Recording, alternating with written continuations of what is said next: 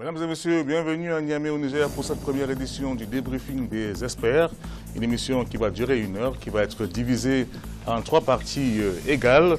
La première partie va être consacrée à l'analyse du premier débat qui s'est déroulé à 20h30 ici, heure de Niamey, présenté par Marie-Angèle et qui est revenu sur le processus électoral, les enjeux du scrutin avec des représentants de candidats. La deuxième partie va être consacrée au parcours et aux chances de l'un des 15 candidats. En l'occurrence, aujourd'hui, nous allons voir quelles sont les chances du candidat Ama Amadou du modèle Fa Lumana. On rappelle qu'il se trouve pour l'instant en prison, d'où il bat d'ailleurs campagne. La troisième partie va être consacrée au débat qui va se tenir vendredi à 19h30 GMT, toujours animé par ma consoeur Marie-Angèle Touré, et qui sera consacré aux défis démographiques et alimentaires du Niger. Nous avons 3 invités sur le plateau ce soir. Tous membres de la société civile. Il y a un journaliste, je vais commencer par lui d'ailleurs, Abdourahmane Younoussa, rédacteur en chef de Bonferré TV. Oui, Abdourahmane, bonsoir. Oui, bonsoir, M. Thierry. Bonferré TV, c'est un groupe de presse, c'est bien ça? Oui, c'est un groupe de presse privé qui existe depuis quelques années maintenant.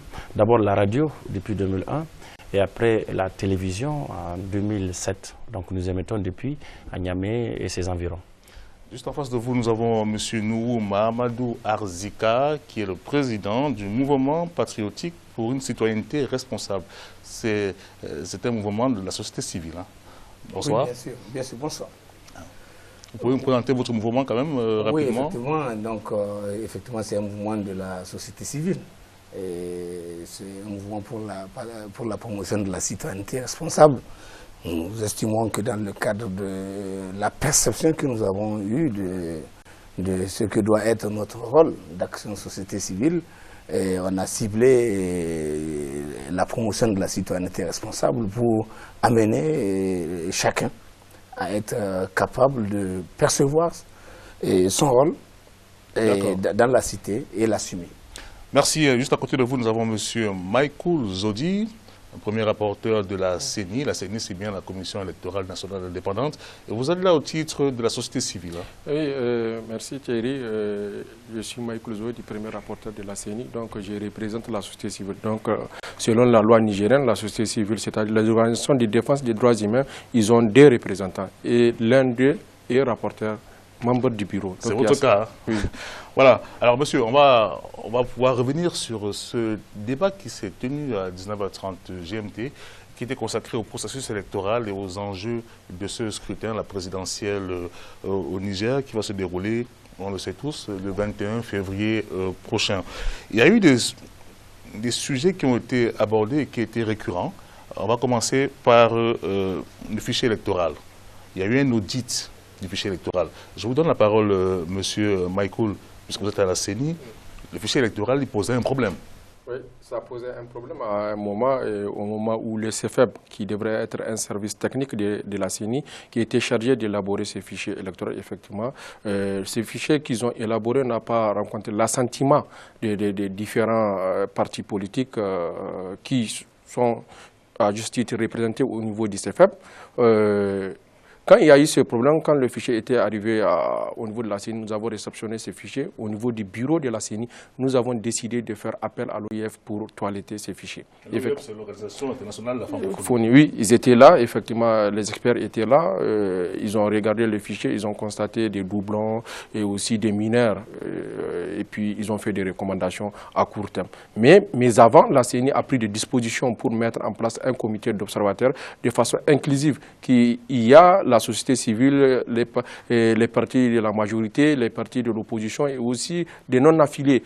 Après le départ de l'OIF, il était resté un expert de l'OIF avec lequel on a pris en charge ces recommandations. Donc le consensus est revenu et la sérénité est revenue autour de ces fichiers. Alors tout à l'heure, M. Boubacar Sabou, qui représentait le candidat et président sortant, Mamadou Issoufou, estimait que sur les 7 millions d'inscrits, il y avait eu environ 25 000 doublons, ce qui pour lui était quand même la preuve que ce n'était pas si grave que ça.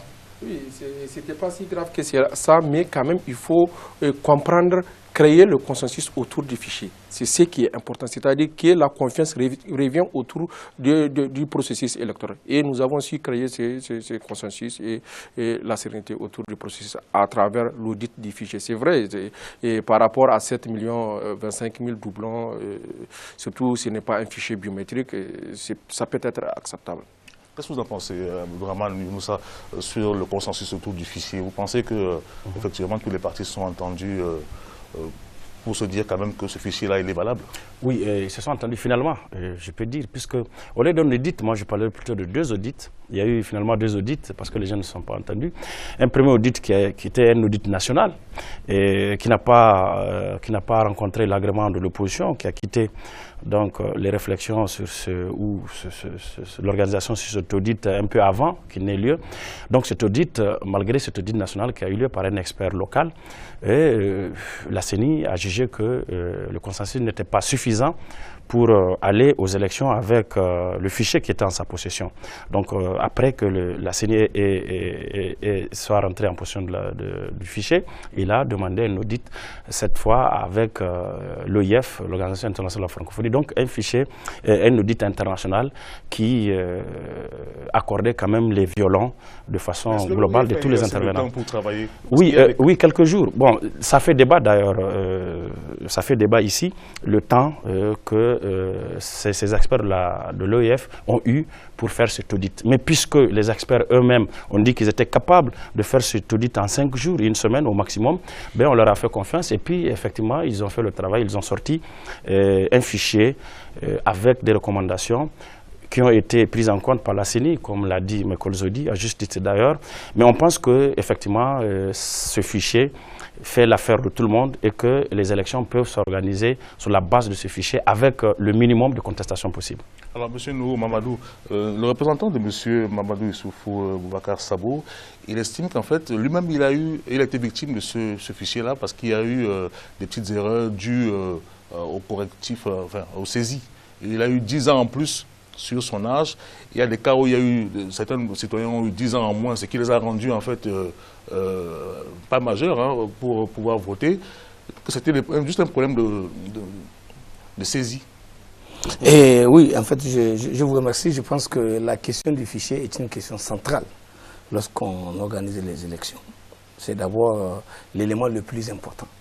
Parce que c'est à travers un fichier inclusif qui rend possible que tous les citoyens régulièrement prévus en âge de voter, conformément à notre Constitution, à son article 7, qui dit que tous les citoyens qui ont l'âge de 18 ans et plus, et les mineurs émancipés ont la possibilité de se faire inscrire sur le fichier de façon exhaustive et inclusive pour que, effectivement, chacun puisse avoir le droit d'exercer son droit de vote.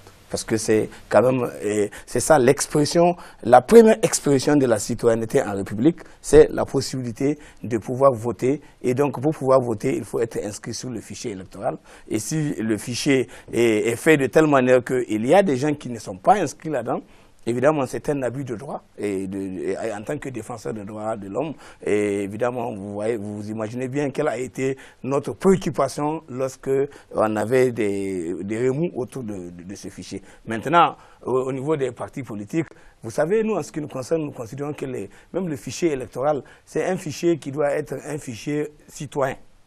Républicain. Ce n'est pas une affaire des partis politiques. Mais ce fichier, en principe, chaque année, il doit être revu, non? Voilà, c'est pour ça que je dis. Ça a été le cas? Donc, non. Et justement, le problème que nous avons, et c'est ça que nous avons dit depuis longtemps, et c'est cette fois-ci, d'ailleurs, on l'a essayé de le régler. Malheureusement, les pouvoirs publics qui devaient prendre les dispositions pour aller dans le sens de ce que nous avons souhaité, parce que dans la Constitution de la 7e République, de manière assez affirmée, et on a posé la problématique de la création de la CENI en tant qu'institution de la République. Donc la CENI devait être créée comme une institution de la République, comme les autres, comme le Conseil supérieur de la communication. Ce n'est pas le cas? Non, ce n'est pas le cas. La CENI, on l'a créée de façon conjoncturelle et juste à l'occasion des élections. Or, elle est censée être une institution permanente. Donc qui veille à la révision qui doit, en période électorale, organiser les élections. En période non électorale, continuer le travail de formation, de sensibilisation, de correction des fichiers, d'affinement du processus électoral, de manière à ce que plus on avance, mieux on améliore dans la qualité en termes de préparation des élections, à partir du moment où nous avons opté pour une démocratie des mandats et que à la fin de chaque mandat, on doit faire des élections et que les élus qui doivent être les élus nationaux doivent être élus dans des conditions d'une organisation d'élections transparente, inclusive et honnête. Et donc, il faut avoir une institution permanente. Imaginez que jusqu'à là, la CENI avait quoi? Ça fait 5 ans. Ce n'est pas aujourd'hui. C'est-à-dire que moi, j'accuse le pouvoir public d'avoir manqué à leur devoir parce que dans la Constitution, il a été prévu que toutes les institutions prévues par la Constitution doivent être mises en place 2 ans avant. Ça n'a pas été le cas de la CENI, par exemple. Ça n'a pas été le cas de la CENI, parce que justement, les gens ont fait une loi, ils ont modifié en 2014. Monsieur Michael. Juste pour vous dire qu'à l'image des autres pays, ici, la CENI est une institution, c'est-à-dire une commission ad hoc, juste pour organiser les élections. Après les élections, la CENI a 3 mois pour rendre le rapport. Après le rapport, c'est vrai, il y a un secrétariat général permanent. Elle n'est pas indépendante, elle est même indépendante, non? Si, elle est indépendante, mais j'ai dit, c'est ad hoc. C'est juste pour organiser les scrutins. Juste après l'organisation des scrutins, elle a 3 mois pour faire le rapport. Maintenant, la CENI cède la place au secrétaire général permanent de la CENI qui est là pour garder les archives. Pour garder les archives en attendant le succès. C'est-à-dire, chez nous, on ne s'inscrit pas dans un cycle normal du processus électoral. C'est juste quand il s'agit, la période s'approche, on met en place la commission. Après, il disparaît. Alors, oui. Abdourahmane. Oui, je crois que le premier souci, même par rapport au fichier, est né de là. Et on n'a pas pu réviser de façon annuelle ce fichier électoral, ce qui était quand même prévu par les textes, et du fait qu'il n'y a pas une CENI qui soit sur place, qui soit permanente, pour veiller à ça. Et les autorités publiques n'ont pas fait ce travail. Ce qui fait que ce fichier, il a fallu mettre en place, et surtout que les discussions ont porté sur la fabrication d'un fichier électoral biométrique. On a mis en place là également un comité ad hoc qui s'appelle le CEFEB pour faire ce recensement, ce fichier, et ça n'a pas marché à cause de certains conflits d'intérêts. Et après, le problème de délai s'est posé, donc on a abandonné le fichier électoral biométrique pour revenir au fichier classique. D'abord, les gens n'ont pas disposé de temps, donc le premier souci vient de là, le premier souci sur la contestation du fichier. Il a été confectionné dans des conditions assez difficiles. Le recensement n'a pas été très bon pour tout le monde. Des populations entières, dans des localités entières, ont contester ou protester la façon dont le recensement a été fait. Donc ce qui fait qu'au final, on a eu un fichier qui a été fabriqué par le CEFEB et qui est contesté par une bonne partie des acteurs. L'autre point qui a été abordé aussi, c'était au niveau de la campagne électorale. Tout à l'heure, M. Salim Zanguina, qui représentait Amadou Boubacar Cissé, il affirmait que le président Issoufou était allé en campagne en inaugurant des grands projets nationaux et que c'est réprimé par la loi. Est-ce que c'est le cas? Oui, on a constaté effectivement au niveau de la CENI, nous sommes en train de préparer un communiqué pour fustiger un certain nombre de comportements parce que les gens utilisent les moyens de l'État. Il y a certains candidats qui utilisent des moyens de l'État. On est en train de constater ça. Maintenant, nous sommes en train de prendre des dispositions parce que la loi nous permet effectivement de réagir par rapport à ce genre de questions. Oui, mais le représentant de M. Issoufou affirme que, par exemple, le chemin de fer de Dosso, c'était prévu de longue date, il y a eu une coïncidence et qu'il ne peut pas se soustraire à ses activités de président de la République. Non, il faut noter que s'il a parlé comme ça, il a exprimé un truc sentimental. Notez que la loi, elle est claire. Lorsque le collège électoral est convoqué 2 mois avant le scrutin, les dispositions légales sont très claires. Dès lors que cela est fait, toutes les autorités publiques de l'État sont obligées de suspendre toute activité de mission de terrain à caractère économique, social et qui peut laisser entrevoir une sorte de campagne déguisée. C'est la loi qui l'a dit. Donc ce n'est pas une affaire de on a programmé, on n'a pas programmé. Si vous programmez, il faut programmer dans la loi. Dans le cadre de la loi, pas plus. Maintenant, les gens ont fait dans le cadre de... Parce que vous savez, en fait, les gens étaient en campagne permanente. C'est pas une affaire de seulement... Mais même les opposants aussi, hein, puisque oui, mais M. Sabo a accusé l'opposition. Quand je dis les gens, c'est d'abord était en campagne. Quand je dis les gens, ça veut dire que tout le monde était presque en campagne. Mais attention, la responsabilité n'est pas la même. Et ici, si les opposants ou je ne sais pas qui se met en campagne, il y a quelqu'un, de par la loi, qui a la responsabilité de veiller... Par exemple, le président de la République. C'est lui le président de la République. Lui seul, pas plus. Il n'y a pas quelqu'un dans le pays qui a la responsabilité. Mais justement, de ça. Oui, et parce qu'il faut qu'on repartisse la parole. On va bientôt arriver au terme de l'émission. Donc la loi est claire et le président de la République est le garant du respect de la Constitution. Donc ce président qui joue aux gendarmes? Non, il doit veiller au bon fonctionnement des institutions des pouvoirs publics et la continuité de l'État. Et à ce titre-là, il a l'obligation de faire respecter. Maintenant, si, comme les gens ont l'intention eux-mêmes, donc bon, c'est une logique de tous ensemble violents. Donc chacun était d'accord, donc ça arrête tout le monde de violer. Dans ce cas de figure, Abdourahmane, mais qui doit donc faire respecter la loi? La CENI dit on va émettre des avis là-dessus, mais est-ce qu'elle a la possibilité de sanctionner? Oui, comme le rapporteur de la CENI a dit, la loi permet à la CENI de prendre des dispositions par rapport à cette violation de la loi. Mais il y a aussi d'autres institutions sur d'autres aspects, notamment le Conseil supérieur de la communication qui peut aussi intervenir. Mais il y a aussi le ministre de l'Intérieur qui est chargé d'appliquer la loi dans ce genre de situation. Sauf que les secrétaires généraux du parti du président sortant, du parti d'origine du président sortant, donc il est proprement difficile pour lui de faire appliquer la loi dans le sens où les gens l'entendent. À lui-même, ce serait extrêmement difficile. Oui, mais et c'est ça qui s'est passé.